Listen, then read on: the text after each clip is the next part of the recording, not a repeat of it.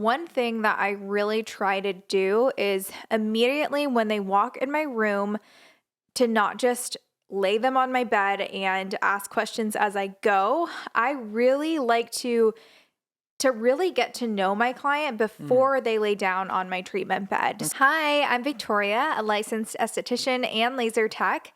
I am an influencer, also known as Skin by Victoria on Instagram, and we own our spa here in Gilbert, Arizona.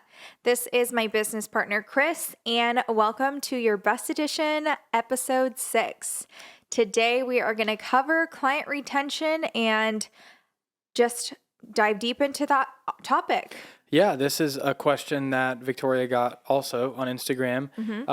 Somebody said they just opened up their own spa. And I know we're pretty fresh, so I don't want to speak too much like we're 5 years in the game. Just we're very transparent here. It's one of our things on this show is we try to be super open and transparent about everything that's going on. We're only about 5 months in, but we've had a lot of success with client retention. Yeah. And in my opinion, there's a few things. We'll jump right in like we always do. A few things that I think really factor into that. One is, of course, Victoria. She's in the treatment room. And I think 2 is going to be how you market your spa and how you market yourself. So with that being said, I want to start off with asking you. I want to ask you a little bit about what things in the spa do you think influence the most when it comes to bringing a client back? And I know there's some factors with certain types of people that you would go no matter what I said, they weren't going to schedule again. Yeah. But I do want to go, and this will be something I'll go into after about your ideal clientele. So when your ideal clientele says yes, what things do you think you do from start to finish? If you could think of maybe the top few things that you know, this is what I'm sure keeps people coming back and booking again. Yeah, I think a lot of people have had bad experiences in the past with a lot of different service providers in the industry. So one thing that I really try to do is immediately when they walk in my room to not just lay them on my bed and ask questions as I go. I really like to really get to know my client before they lay down on my treatment bed. Okay. So my first time meeting you, like I said, I'm not going to just lather products on you. I'm going to go through my consultation form with you, and we're going to really dive deep into just what your skincare concerns are, if you have any, what you're currently using at home. And so that way they can get to know me and I can get to know them. Yeah, jumping in right there. So do you think, this is something we've never actually talked about before. Yeah. Do you think it's actually a big difference waiting for them to get on your bed to like lay down and get undressed and do all that when you're talking through it? You think that's the way you say it, you make it seem like it's something that's super, super important. Yeah. That you have that conversation with them before they get undressed and lay on the bed for the treatment. I mean, it's my first time meeting them and I want to have face-to-face interaction with them and read their body language and their expressions. I think that's really important. Getting to know somebody is learning how somebody is responding to you and learning what their past experiences are. And you can really get to know someone and what they're looking for when before they lay down. And it just, I mean, I've just noticed such a huge difference. In the past, I've worked at med spas where I didn't get to do that. And yeah, because they're more trying to get people in and out a little bit quicker, in and out of the right? door. And I think that's what's,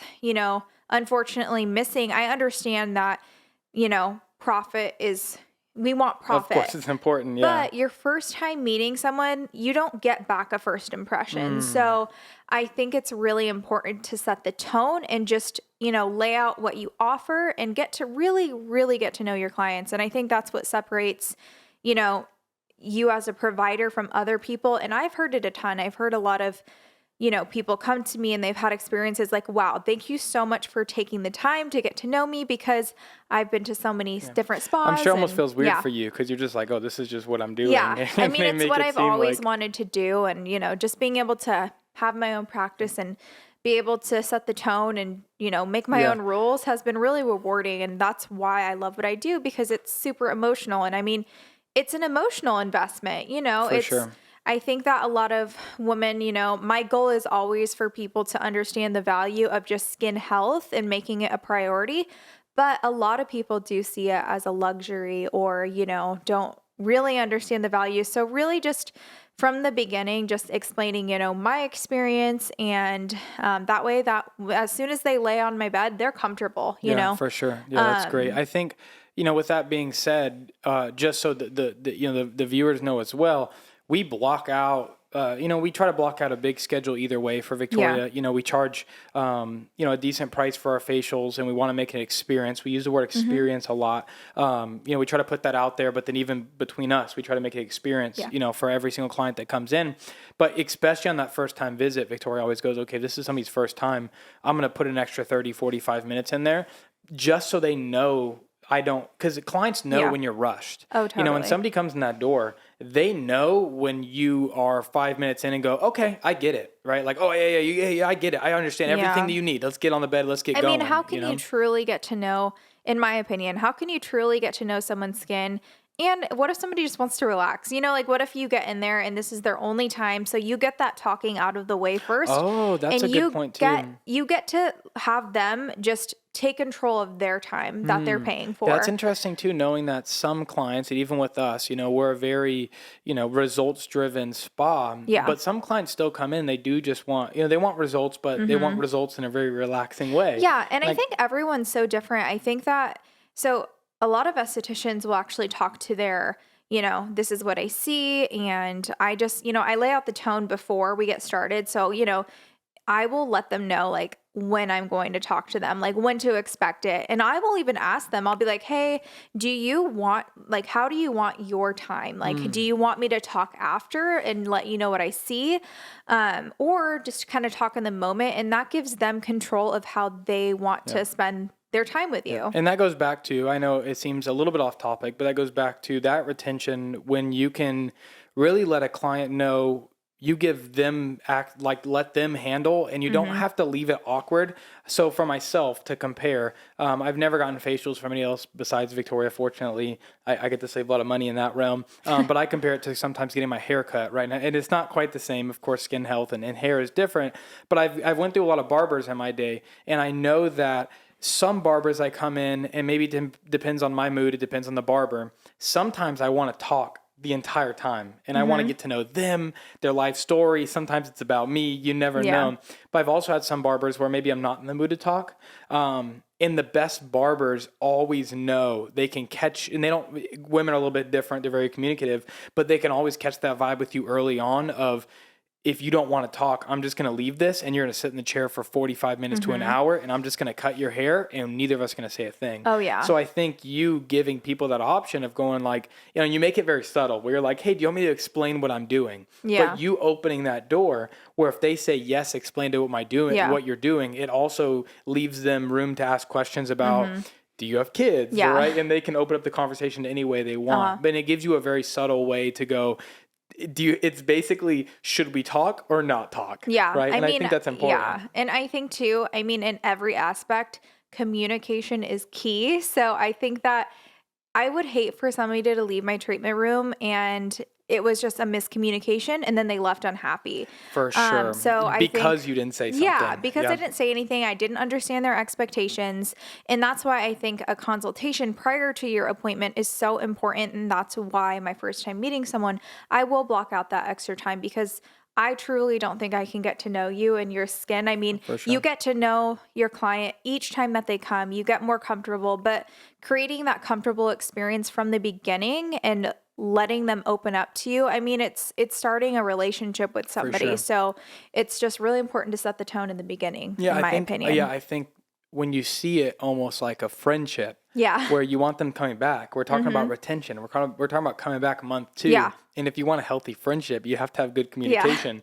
And some friends can be friends by not talking very much and doing an activity, golfing, or I don't know, who knows what it is. And some friends need a high level of communication. Yeah. Some friends maybe just want to watch a movie together and not talk all night long. And some friends don't want to turn on anything and talk every single second, right? So setting that bar, just like a healthy friendship, you're setting a healthy clientship. I think that where that joke comes in, where your esthetician becomes your therapist, is because you really do get to know somebody's life in just such a different aspect. And of course, I think people feel they feel really comfortable. We could talk. I think it's a fun topic as well. But with that, I want you to kind of keep going. So that's the beginning of the treatment. Through the treatment, of course, for everybody, most people already know this. You want to give your client an amazing treatment, whatever you're kind of you're selling, you're giving to them. If you're giving them, a results-driven facial, then maybe it's the products that you're using. It's extractions,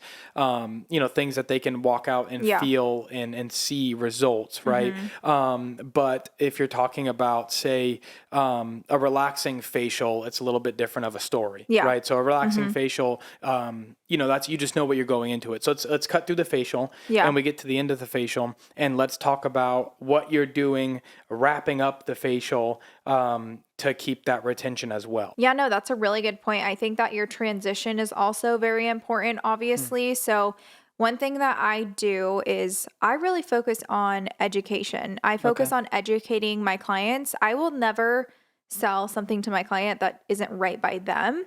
I think that a lot of people get caught up by sales or numbers, but in the long run, that does end up hurting you. So one thing that I really focus on is, obviously ending it on a very relaxing note, Of course. and, just asking them, how do you feel? But when I come back into the room after they're dressed and everything, I just really focus on two main things. I pinpoint, I go back to what they said in the beginning was their pain point, their main concerns. Of course. And I just really focus on educating what those two top points that they may have made, and, basically trying to solve the problem for them. So educating them on, why, X treatment is so important and why they're going to get the best results. And then obviously pairing it together with your products, because 80% of your results do come from you, taking care of your skin at home with those advanced products.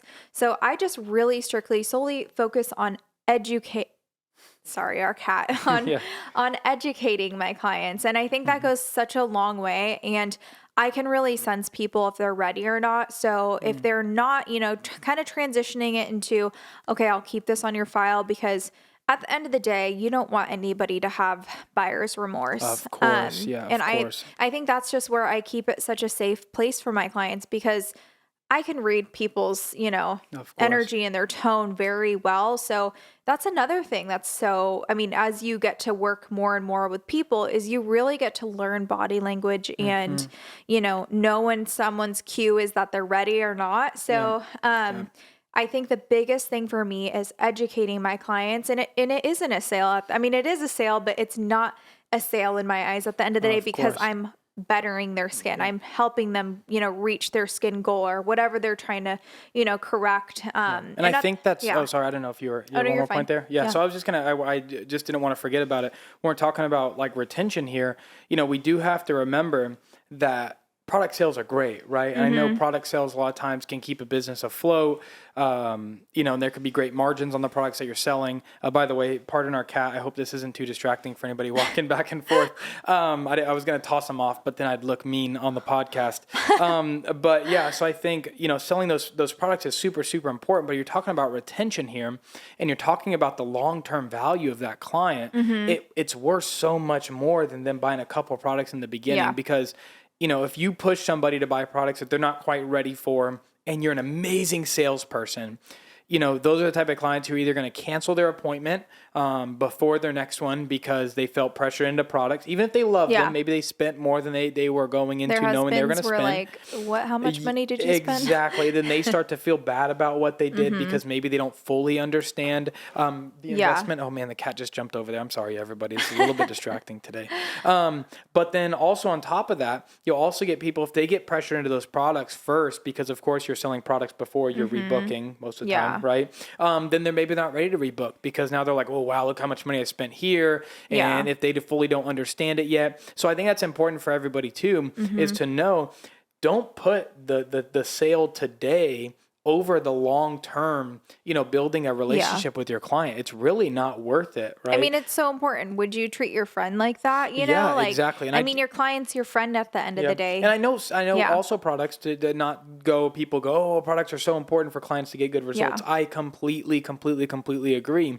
But sometimes, and I tell Victoria this all the time, where sometimes she's like, oh, I wish, I need product sales to get up. We got to push more product sales. I'm like, okay, when you're talking about first time clients, if I go in somewhere for the first time and maybe I'm not the regular consumer, usually I'm not about the grocery store or Target or anything, but I'm talking about going to a person for the first time. I might wait the first time to make sure I'm super happy with them, get to my next appointment where I can build that trust like you're saying. Now I know she's not going to rush me out. She didn't pressure me into my next appointment. She just encouraged it. Now the next appointment I go and I feel much more comfortable about buying products from you because now I trust you. Now it's my second time seeing you. So I think that's important as well for retention. I think not being too pushy. And even that's the same thing when you're talking about rebooking appointments as well. You know, clients, they talk about in sales all the time. People can smell desperation from a mile away.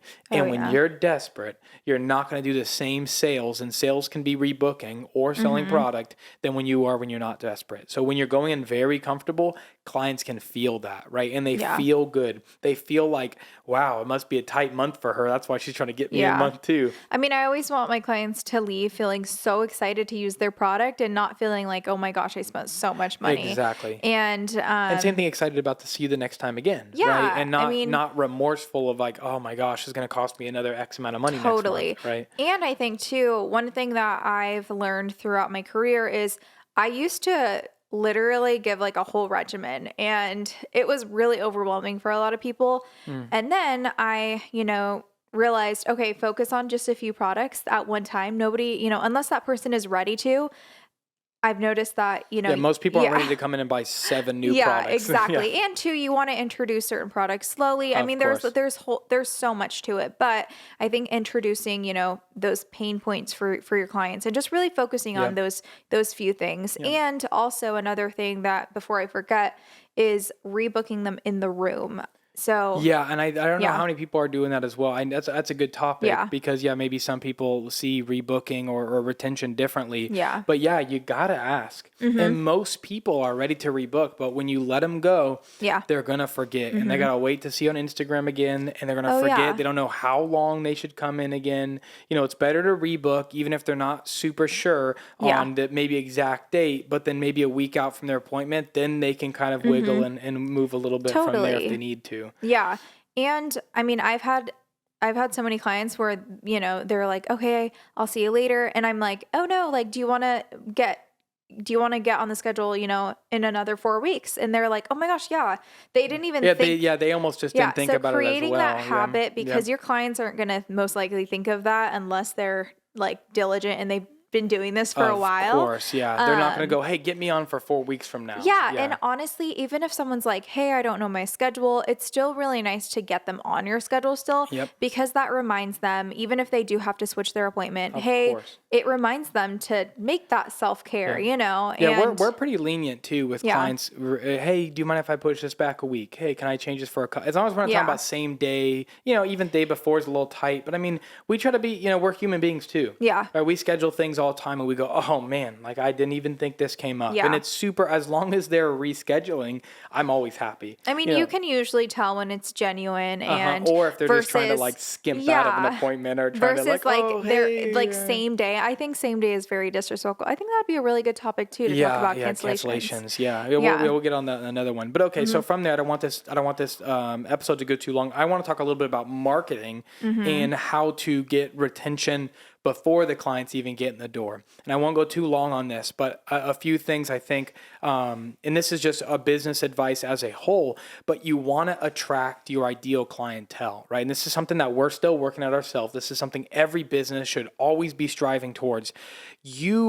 Every esthetician, every med spa is not a med spa for everybody, is not the esthetician for everybody. And you got to stop putting yourself in a box like you're the one for everybody. You are a niche. Okay. Every single person is somebody, maybe you don't feel like a niche, but there's something that you are so passionate about and you care more about than anything else. And you need to find who that person is, their age, their sex, right? I know most of the time in this industry, it's going to be women, but their age, if they have kids, if they have pets, if they travel, if they have acne, if they have wrinkles, whatever it may be, you need to figure that out and dial it in. So the best way to get retention is by bringing that ideal clientele to you.